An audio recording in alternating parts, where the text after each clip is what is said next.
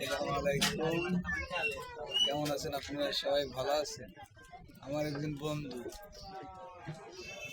জীবনে যারে বেশি ভালোবাসি সে আর আজকে আমার চেনে না রে। মানব জগতে এরকম তো হয় না রে বন্ধু, সবচেয়ে বন্ধুই ভালো। জি, যেন দুইজন আত্মার সম্পর্ক, বুঝছেন?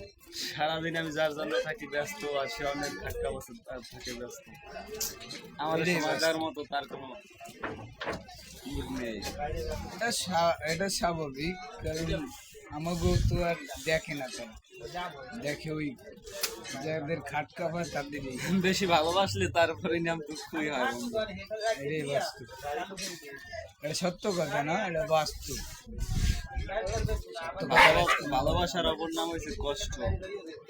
আর এটাই সত্য, তুমি যার যত বেশি ভালোবাসা দেবা তত বেশি কষ্ট পাবা। ঠিক আছে, আল্লাহ হাফিজ, বাই। ভালোবাসার মানুষটি ভালো থাকবে।